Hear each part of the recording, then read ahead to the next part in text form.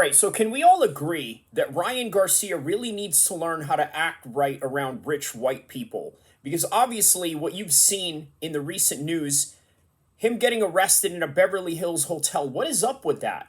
Well, I gotta be honest with you, a lot of people are going to have weird conspiracy theories behind it because obviously ever since Ryan Garcia started talking about the Illuminati and missing children and things of that nature, all of a sudden he's become a hero to a lot of these right-wing conspiracy theorist nutcases, and that's the reality of it.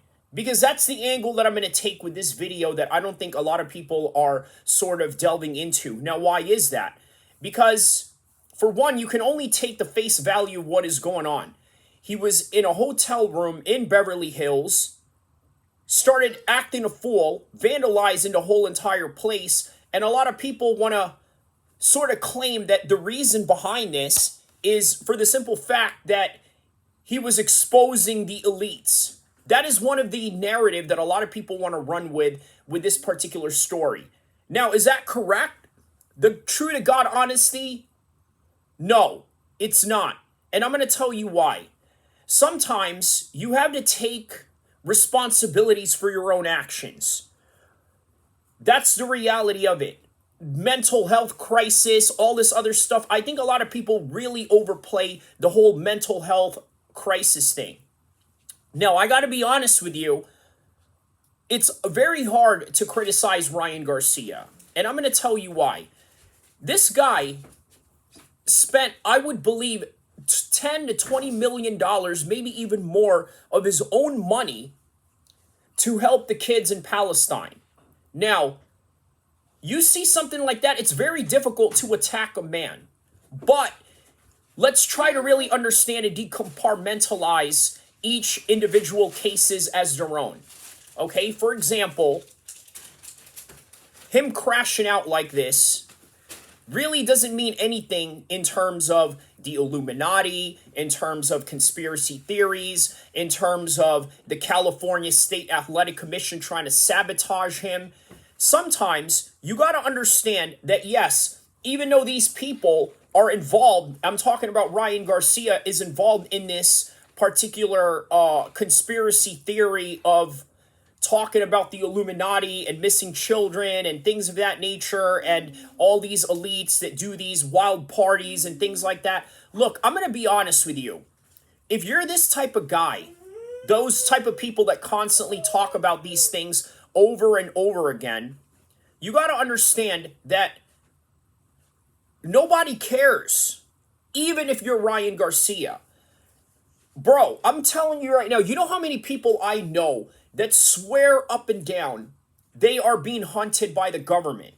Now, let's be honest, if you're a terrorist, if you're a career criminal, if you're a gangster, or if you're really about that life, there's high plausibilities that, yes, they are after you. That's just the name of the game. It's a cat and mouse situation, right? Their job as law enforcement is to catch you, and your job being part of that life is to do what you do, hustle, make money, or accomplish whatever goals that you're trying to accomplish for the cause and whatnot, right? That's just the reality of it. However, if you're just a boxer, if you're just a regular guy, and by the way, I'm talking to a lot of the regular guys out there, right? Because this is really important for you to understand, especially the regular guys that are conspiracy theorists. They love to think that the world is against them. I'll tell you this, I know a buddy of mine in the East Coast. He really swears up and down that the Illuminati are after him. He really thinks that. Why? I'm going to tell you why he thinks that. Because he talks about those people. What do I mean by those people? Let me give you an example. Drake's people. I'm trying to say this politely. You know what I mean. And when I mean Drake's people, I don't mean Canadians, unless we're talking about Ariel Hawani. Okay, but you know exactly what I'm talking about. So, he's not the only person that has criticism of these people. Not at all. Yet he believes that they are after him. And there are people that really believe this. They really believe that they are that important. Now, you have to understand that there's possibilities that you can be targeted depending on if you're, let's say, messing with the government or if you're messing with particular people. I'll give you an example. Okay, obviously, as we know, the Saudis are a big player in the game of boxing right now. But does anybody know why there's harsh criticisms amongst people in the combat sports community, amongst people within the sphere of the media and things of that nature? Why is it that the Saudis are getting huge criticisms for involving themselves in sports, or what people term as sports washing? Well, I'm going to tell you why. Because there was a journalist that got targeted for speaking up against the regime. Okay? So let's be honest, there is a reality in the world where you can be targeted for saying things or doing things that goes against, let's say, the Illuminati. Okay? JFK is a great example of that. You see, I know a lot of people that are military experts, people that are historians, people that understand, let's say, the government structure in and out, the Constitution, people that study American law and things of this nature. Many of them, I swear to you, if they look deep into it, they really believe that there's a CIA situation going on with the JFK assassination. Now, is there some realities to that? Absolutely. JFK warned us about the military-industrial complex. He's a bit of a rebel.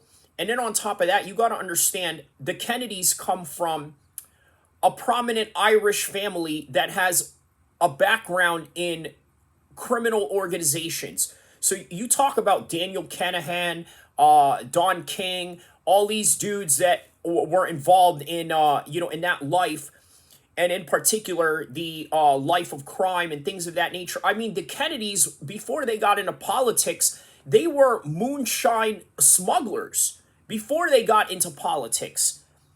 So you have to understand that they are a family that is heavily targeted for whatever reason that may be of some competing interest to very powerful people. But in all true to God honesty, after saying all of that and explaining all of this and giving you anecdotal experiences of my own friends and my own people that I know that are sort of in that same mindset, I got to be honest with you, Ryan Garcia is not that guy. Okay, now let's talk about the down-to-earth reality of what's going on, because now I gave you all the nutcase conspiracy theories that involve Ryan Garcia and things of that nature. No. You're not that important. Yes, are you a rich boxer? Are you an influential boxer? Yes, but you're just a boxer. And quite frankly, they don't care that you're saying all these things. Now, of course, they want to mention Alex Jones into the mix because, oh, he's saying this and he's saying that. Look, let me tell you something. Alex Jones said that people in Sandy Hook were actors when it was a very tragic event that had happened, right? And obviously, you done pissed off a lot of the family members there. So now they're suing you for that same reason, for defamation, and not only that, causing emotional damage. That's the reason why they went after you. Not because you know something that nobody knows, or because you broke into a Bohemian Grove meeting and you caught it all on film and this and that. Okay, maybe there is a slight reason that you could be targeted. But we're talking about Alex Jones, whose entire career, entire life trajectory of his goals, accomplishments, and motivations are predicated on conspiracy theories. That's not Ryan Garcia.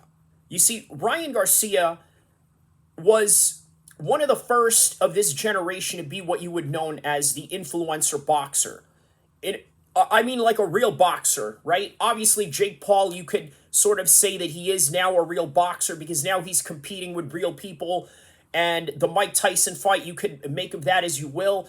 The bottom line is Ryan Garcia was the first legit amateur to pro, and becoming a social media star as a result of being a pro, even before he was a champion, right? So he's sort of in that category. And why I'm saying that is because really that's all that he will always be, right? He's not anybody that's moving anything. Or I tell you what, I may have to really change my mind about this mid recording while I'm talking about this, because I got to be honest with you. Sending money to Palestine, obviously, as a Muslim man and as anybody that cares about the Palestinian cause and what's happening to the people over there. And again, this is not a slide on anybody on the other side or anything like that. It's just that we all want to see everybody safe. We don't want to see any family members get unalived. We don't want to see anybody get hurt. We don't want to see anybody on any side, right? But what I'm saying is that, understand this. There is a possibility that a lot of people are not going to like you for that. There is a possibility that there are IDF operatives in Los Angeles that are operating that could somehow potentially hurt you in some kind of way. Now, the problem is, as I'm entertaining all these other thoughts and possibilities, you got to understand this is not Ryan Garcia. This is not Ryan Garcia whatsoever.